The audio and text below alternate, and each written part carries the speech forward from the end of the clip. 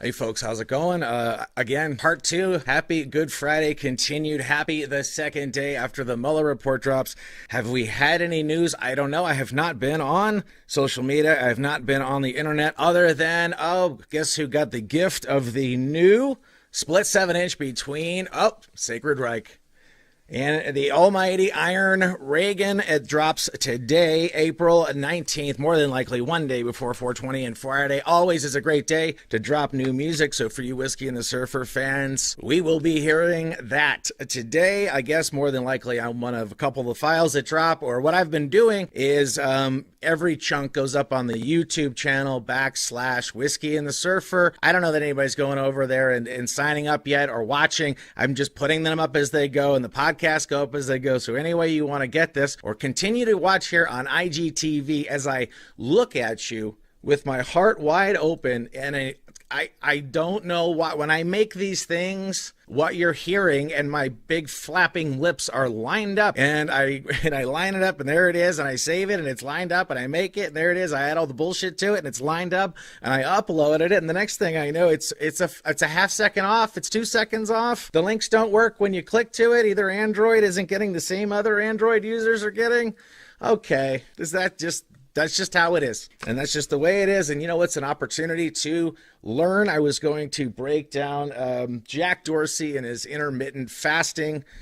For those of you who understand that really, if you want to change the way your mind works, you more than likely, based on what we're learning, you want to change the way your body works, and how you, well, in my case, you know, how I deal with absolute certainty in regards to mathematics and faith is an excellent program of acceptance to go around and just generally be aware that you're alive and thankful to be there in its simplicity, broken down with the infinite complexity that it could be. It seemingly seems that if you looked at your current now with a state of wonder, with a state of awe, with a state of, I cannot believe that I'm a part of this, and from that place you would lead heart-centered first with all of humanity, that you would see here, you would see in an equal level, because you're seeing with your heart, and you're looking from your open heart to theirs. And then there you go. And if you had a chance to reorder the order of operations on how you work, more than likely you would lead from your gut.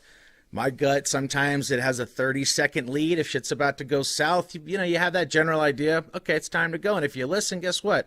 You were smart too.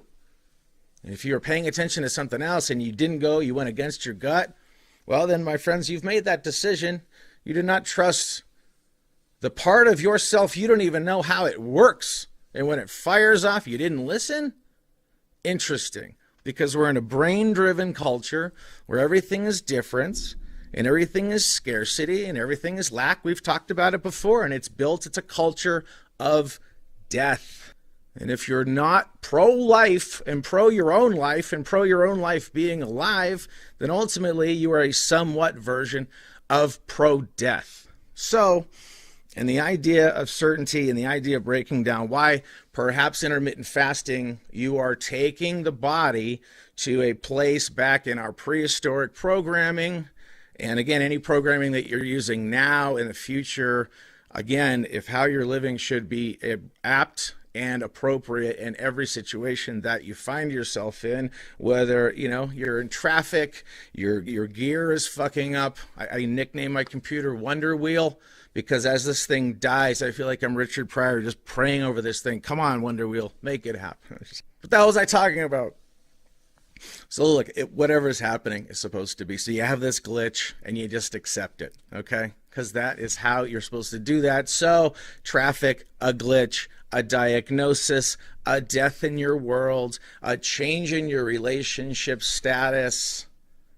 It's all just general ideas of different. Change is permanent. Changes aren't permanent, but change is. Is that the simple? Where's Neil Peart when you need him? Jump on his motorcycle, go down to South America and learn about how to be alive. And he faced a double death, I believe, in his world. Wife and daughter. What would that do to your brain? I'll tell you what it did to that dude's brain. He said, I'm going to go live. And I'm going to go write a book about it. And I'm going to have the adventure that I wanted to have. And then there you go. In your fullness, with an opportunity, Sometimes it's a great opportunity. Sometimes it's an opportunity to grow, because some people would look at it negative if they chose to. Some people in that negativity, it would sink them. They would stop, or they're so fearful of that happening to them, they never start. And that is sad. And again, if you have an issue, in this case, the people's main issue is dying. We understand that the brain stays alive beyond when your heart goes. When your heart goes, you're done. Your brain still has chemical actions going, and you're going in there, and you have in your death the same confidence of knowledge that, oh shit, I'm dead. Oh shit, I'm on camera talking to you right now. It is the same. So if you unpack the fear of that, then you go, well, here I am on my deathbed. Who's surrounding me? How do I feel about that? Am I excited as my physicality leaves me and I understand that I've been living the spiritual experience the whole entire time? I probably should have started earlier and been in it more. And when they say all in, to be all in, Jesus didn't get half-ass crucified for your half-ass sins. He was all in, my friends. They were like, what is this? Father Al today on Presentation Ministries, what is this piece of meat that doesn't even look like a human being anymore because of the torture, because of all of the carnage that he had to deal with, that he did so gladly, knowingly, in the same love that he broke bread, in the same love that he healed, in the same love that was ever present when the angel of the Lord presented the whole idea to Mary, and she said, yeah. So you go to Mary, and that's where you learn, and you go to Christ, and that's where you get healed. And in as much as you are all in, when you're in your prayer practice, be it the rosary, today, the chaplet of divine mercy, awesome. I'm telling you, it is absolute power. And you do it day in, day out. 54 days, 108 days. Try it for 3 months. Do it every day.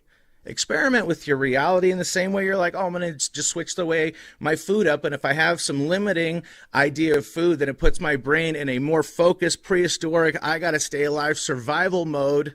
And from that, that's where these CEOs are working and having, well, in this case, a lack of fear in their ideas. And so what they're sitting down and they're believing, and they're in the concept that they are constructing in their minds. And they're like, well, of course this is possible because I'm already picturing it.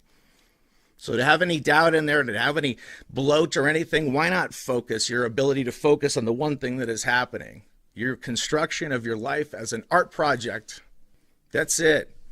You're an artist, and this is a painting of your reality. And every decision that you've ever made has brought you here. The best ones and the worst ones and the ones you let others make for you. Okay? So then at some point, you got to stop doubting and start accepting and really start thriving from this position of being thankful and being here. So I said I was going to present a scenario, and I guess the best scenario I could do, imagine a time before the moon, my friends. A minute and a half. A time before the moon. It existed. There was a time when the earth was here prior to the moon being here. And the amount of light that was here before fire was invented, there was still, well, I guess humanoid hominids, you name it, living in the cave and fighting for survival day in, day out, sometimes in starvation. It was feast and famine. And on those days where they were starving, where they had every bit of calorie on their focus so they could bring down this beast so their family and loved ones could eat, and the weather's getting bad and it's dark, and now there's a cloud cover and it's raining and they're dragging this carcass. And who do they see off in the distance? Another tribe. They don't know who these people are and they're advancing. And now they're in their cave in a bit of defense, and it's the middle of the night and it's the darkest it's ever been, and your mind is playing tricks on you like it always has. In the shadows of what you're thinking, and your hope, in your focus and in your hope that that sun is going to come up like it does every single morning, and in your trust in that is the trust in your fellow person that's defending your position, and the fact that the breath in your body has that focus to be there. And if you can be there right now in every single thing you do, then you'll be able to give infinite mercy and infinite patience and infinite give a fuckness and awareness and the fullness of you being here, folks. God bless you. Weapons Grade Faith. Doc.